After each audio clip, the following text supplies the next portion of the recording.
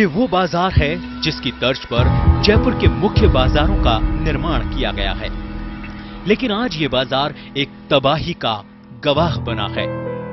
इस बाजार के बारे में कई कहानियां हैं, जिन पर विश्वास करना या ना करना आपको असमंजस की स्थिति में डाल देता है।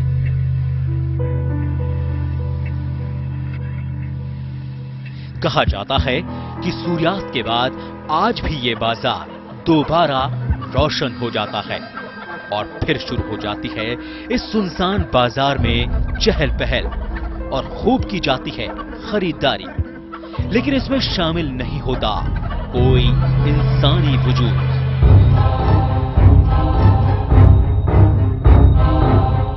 कहा जाता है कि रात में यहां भूतों का बाजार लगता है।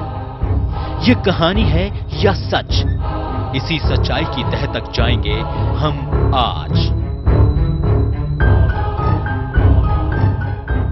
मार्केट जो लगता है रात को, वो उसी तरह से लगता है जैसे कि अपने जयपुर जोरी बाजार दिन में चलता है, किशनपुर बाजार है। जयपुर में जितने मार्केट चलते हैं, मिठाइयों का मार्केट भी लगता है, यहाँ पे चूड़ी मार्केट भी लगता है। जैसे अपने गाँव में बाजार लगता है, उसी प्रकार से रात को ऐसे बहुत बहुत बाजार लगते हैं। ऐसा छिप के देखा हुआ, जो लोगों ने बताया, छिप के देखा है, उसी हिसाब से यहाँ मार्केट लगते हैं। ऐसा बिल्कुल सत्य है। जौहरी बाजार के ही दाहिनी तरफ मोड़ों की हवेली आती है। ये हवेली आज पूरी तरह से खंडहर में तब्दील हो चुकी है। 2 मंजिला ये इमारत किसी समय बेहद खूबसूरत हुआ करती थी। भानगढ़ में जहां नजर डालो वहीं पर बिखरी पड़ी है हमारी पुरा संपदा। यहाँ पर चारों तरफ नजर आते हैं टूटे फूटे खंडहर और सैकड़ों साल पुराने वृक्ष। यहाँ के पेड़ भी रहस्यमयी ढंग से बल खाए और तोड़े मुड़े नजर आते हैं, जो बेहद डरावने लगते हैं। यहाँ सैकड़ों की तादाद में लंगूर और कई तरह के जंगली जानवर रहते हैं। नाले से आगे चलने पर महल परिसर का त्रिपोलिया गेट आता है। ये गेट महल का मुख्य द्वार है। यहीं से महल के भीतरी हिस्से में प्रवेश किया जाता है, जिसके भीतर दूर महल तक ऊंचे नीचे ढलानों पर शानदार बाग और मंदिर, हवेलियां, कुंड आदि नजर आते हैं। त्रिपोलिया गेट से अंदर दाहिने हाथ की ओर एक ऊंचे चौरस स्थल पर गोपीनाथ जी का मंदिर है।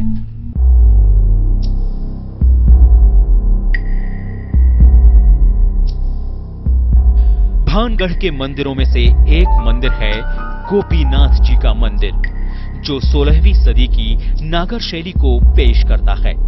यह मंदिर आज भी पूरी तरह से सुरक्षित है। कहा जाता है कि भानगढ़ की कहानी के अनुसार यहाँ के मंदिर ही पूरी तरह से सुरक्षित रहे हैं। आज इस शापित भानगढ़ के किसी मंदिर में पूजा नहीं की जाती और डर के कारण यहाँ कोई पूजा करने भी नहीं आता है।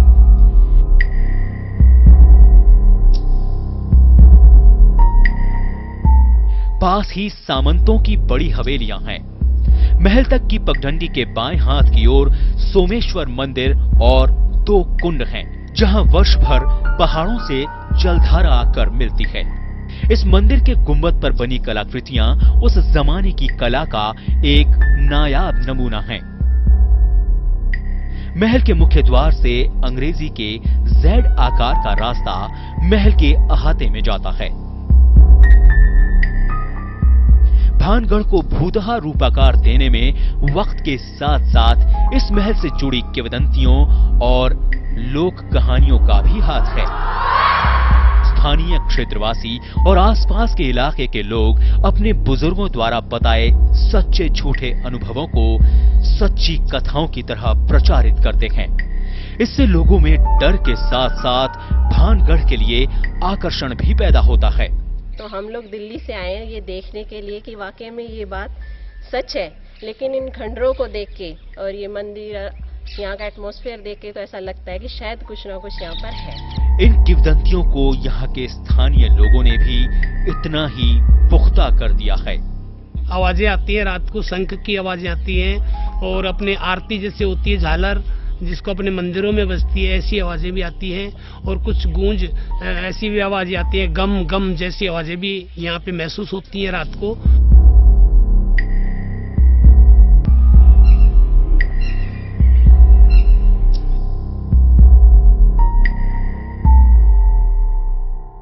भानगढ़ किले पर काले जादूगर सिंघिया का शाप बताया जाता है। भानगढ़ किला जो देखने में जितना शानदार है, उसका अतीत उतना ही भयानक है। आपको बता दें कि भानगढ़ किले के बारे में प्रसिद्ध एक कहानी के अनुसार भानगढ़ की राजकुमारी रत्नावती, जो कि नाम के ही अनुरूप बेहद खूबसूरत थी। किंवदंती के अनुसार अरावली की इन पहाड़ियों में सिंघिया नाम का तांत्रिक अपने तंत्र मंत्र और टोटकों के लिए जाना जाता था।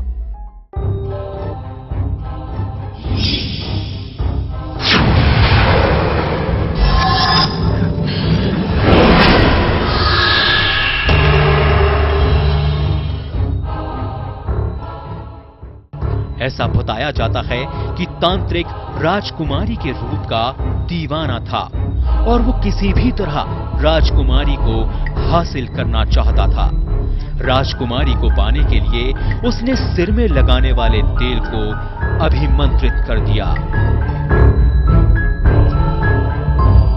कहा जाता है कि रत्नावती भी तंत्र मंत्र और टोटके करना जानती थी।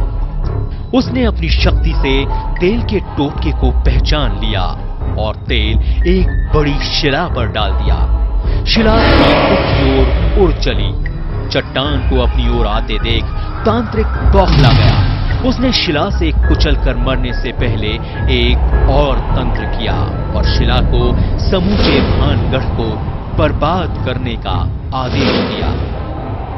चट्टान ने रातों रात भानगढ़ के महल, बाजारों और घरों को खंडहर में तब्दील कर दिया। लेकिन मंदिरों और धार्मिक स्थानों पर तांत्रिक का तंत्र नहीं चला और मंदिरों के शिखर ध्वस्त होने से बच गए।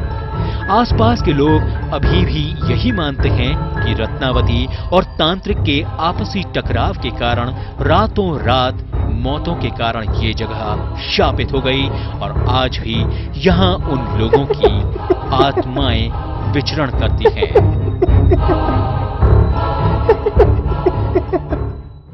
तो ऐसे बताते हैं कि तेल को वो तांत्रिक है ना, उसने मंत्र दिया तेल को मंत्रने के बाद में जो रानी है ना, जो शास्त्र की ज्ञाता थी, शास्त्र का ज्ञान था रानी को, तेल को देखी रानी तो तेल को देखते हुए पहचान गई तेल में कुछ न कुछ गड़बड़ है। महल के पीछे मतलब शिला थी बहुत भयंकर, शिला के ऊपर उसने तेल को डाल दिया। तेल को डालते जो ही शिला ऊपर आकाश में उठी आवाज के साथ भयंकर तूफान से, और वो तांत्रिक ऊपर रहता था तो तांत्रिक के ऊपर चली गई। तो तांत्रिक मरता मरता ये कह के गया था कि ये एक रात के अंदर भानगढ़ साफ हो जाएगा नगर में, कि जिसको निकलना वो निकल लो, अगर कोई नहीं निकलेगा तो मर ही जाएगा। तो ऐसा बताते हैं कि एक ही रात में साफ होगा। जो निकल गया वो जयपुर जाके जयपुर का निर्माण हुआ है इसमें, और बाकी के यहाँ अब वो आत्माएं हैं भटकती हैं। आज से 5-7-10 साल पहले ये बताते हैं हमारे बुजुर्ग, वास्तव में यहाँ मार्केट लगता था। भूत की संख्या कम है लेकिन जिंद, अब उनको भूत मान लो आप, लेकिन हमारे यहाँ देसी भाषा में जिंद बोलते हैं। जिंदों की संख्या ज्यादा है, जिंद आज भी है इसमें। गांव वालों ने तो इस महल को सच में भूतों का गढ़ मान लिया है, लेकिन पुरातत्व विभाग के आला अधिकारियों से जब हमने इस किले के बारे में बात की तो वे इस बात को सिर्फ अफवाह ही बताते हैं।